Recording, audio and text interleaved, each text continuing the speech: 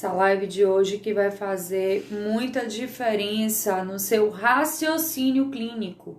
É uma live que você vai entender por que as técnicas musculares não dão certo. E principalmente no músculo trapézio, porque o paciente já chega na clínica já dizendo, né? Olha, eu preciso que você manipule, que você pegue, que você libere o meu trapézio. Eu já sei que o problema vem daí e você vai começar a entender quando não dá certo, o porquê que não está dando certo, tá? Então, é fazer correlações diretas, específicas, tá? Vou falar de disfunção visceral, vou falar de sinais subclínicos. Gente, é uma aula de graça. Vamos lá, gente. Por que o nosso paciente, ele reclama tanto e ele fala tanto de dor no trapézio, né? E qual é a importância dessa disfunção no trapézio e como que a gente vai pensar numa cadeia lesional e nessas disfunções que podem estar associadas à vinda do trapézio? É algo muito comum.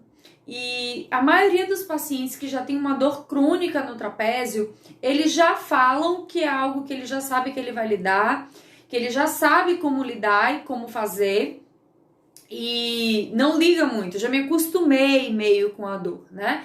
E isso é aí onde mora o X da questão. E por que isso pode gerar lá na frente outras disfunções, tá? Então vai gerar disfunções, outras disfunções muito mais sérias, muito mais persistentes, que vai dar muito mais trabalho para o fisioterapeuta para poder fazer um equilíbrio com esse paciente, tá?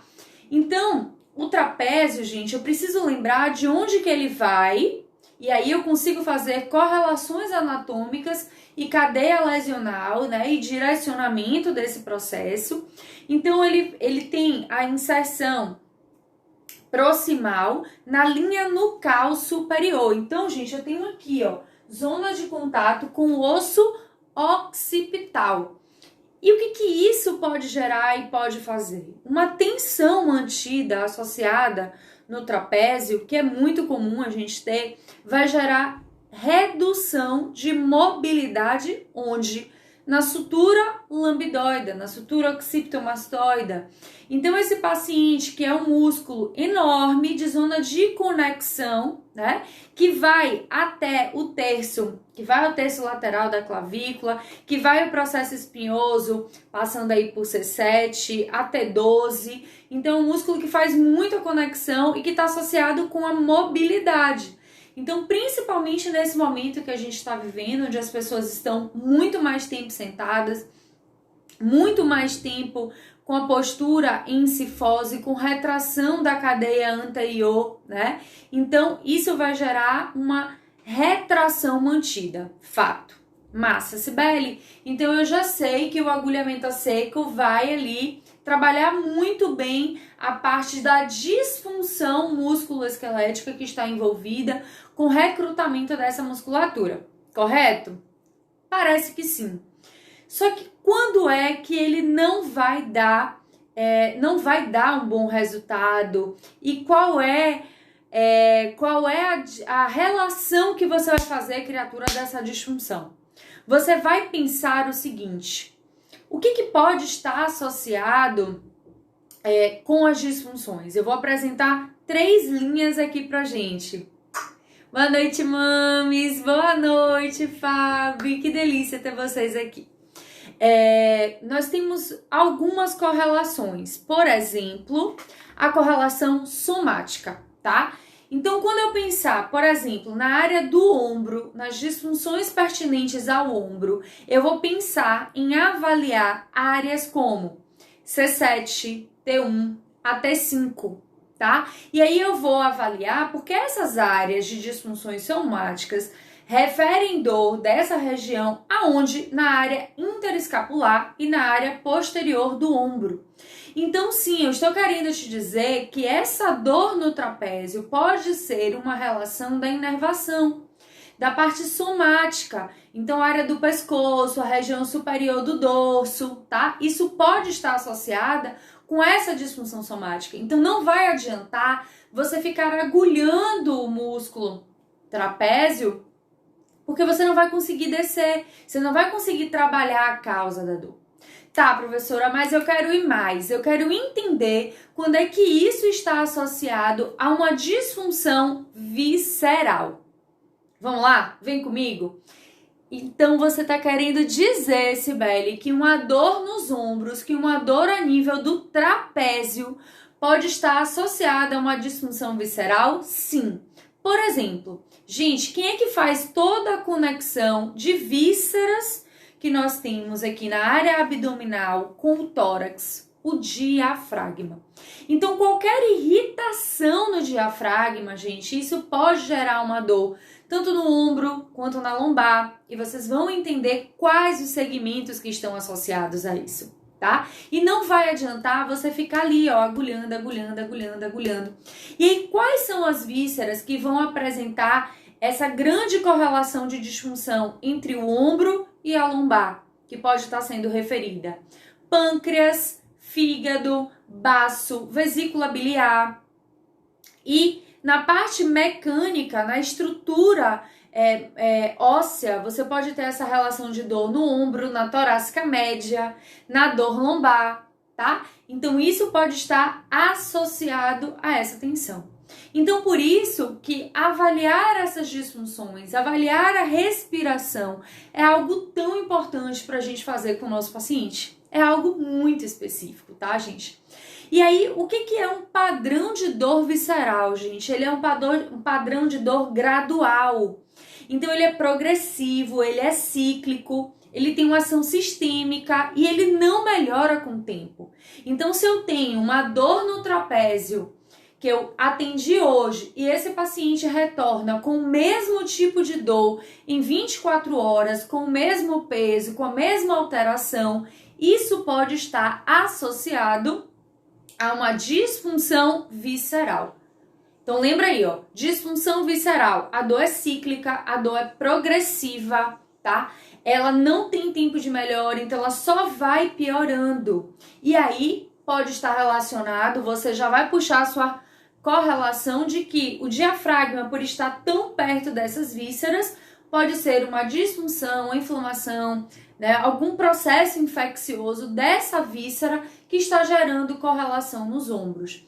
Então, a descrição é muito clara do paciente. Olha, Cibele, você me atendeu hoje, eu saí bem, saí legal, mas no outro dia a dor começou a retornar de forma gradual e foi intensificando, tá? Você já sabe. Se isso aconteceu, é víscera, criatura. Não vai adiantar você estar espetando o paciente inteiro. Porque pense numa coisa que destrói meu coraçãozinho, como professora de agulhamento a seco, como fisioterapeuta.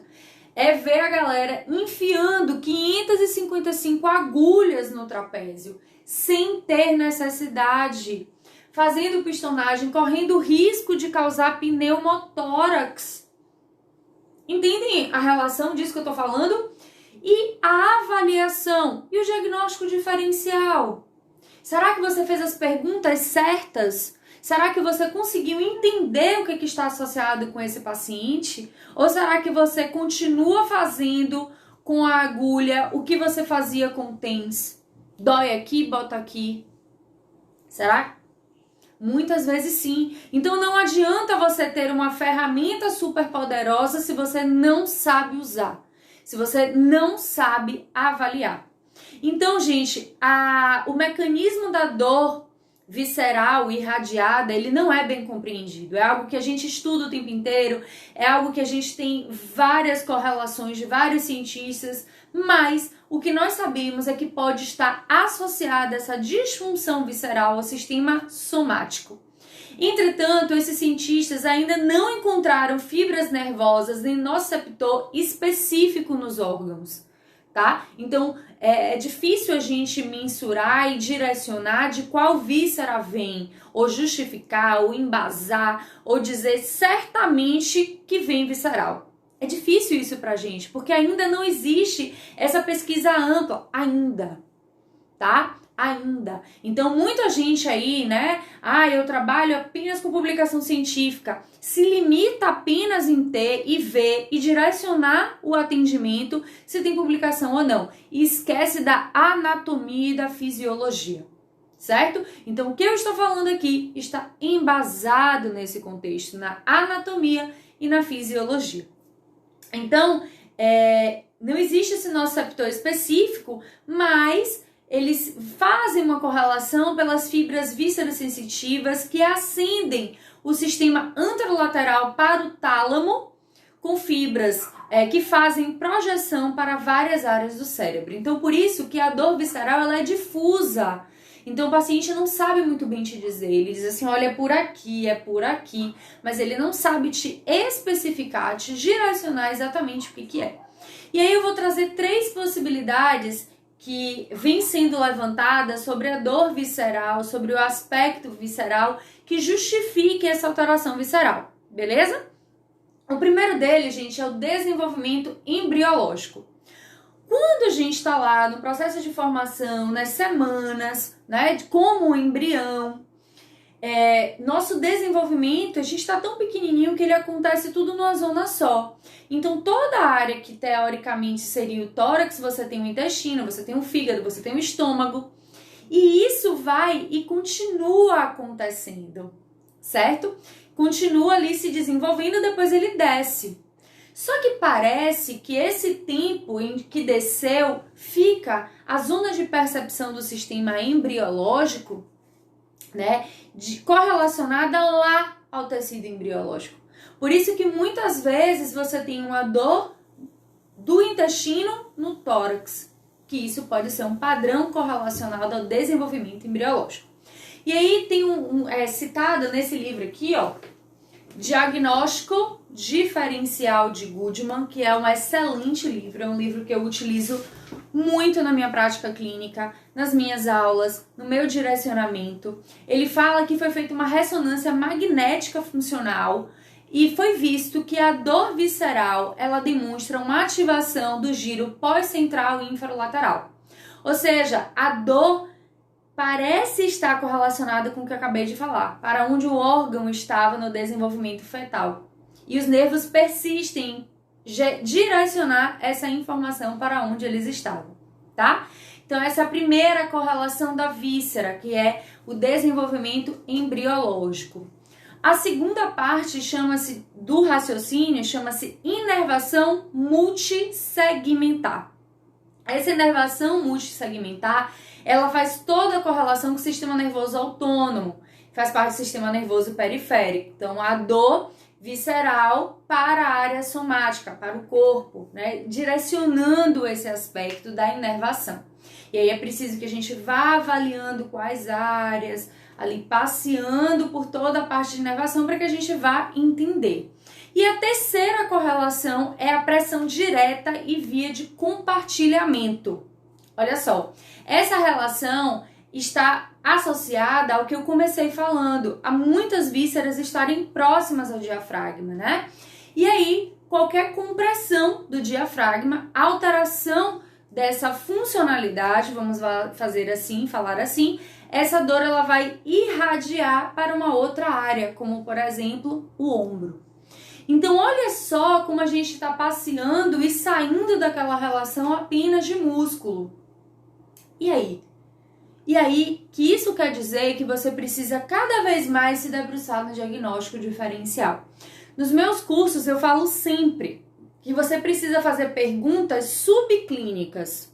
Por exemplo, perguntas para o ombro direito estão associadas com o fígado, tá? Então, o que eu vou perguntar para esse meu paciente para que eu possa entender se há algum sinal antes da disfunção laboratorial acontecer que eu possa entender. Então, por exemplo, fígado, ombro direito, o senhor tem apresentado, por exemplo, acordar no meio da noite de 1 às 3 da manhã, tem apresentado queda de cabelo, espinhas, manchas na pele, unhas fracas e quebradiças, pés rachados, tá? Isso são sinais de hepatotoxicidade.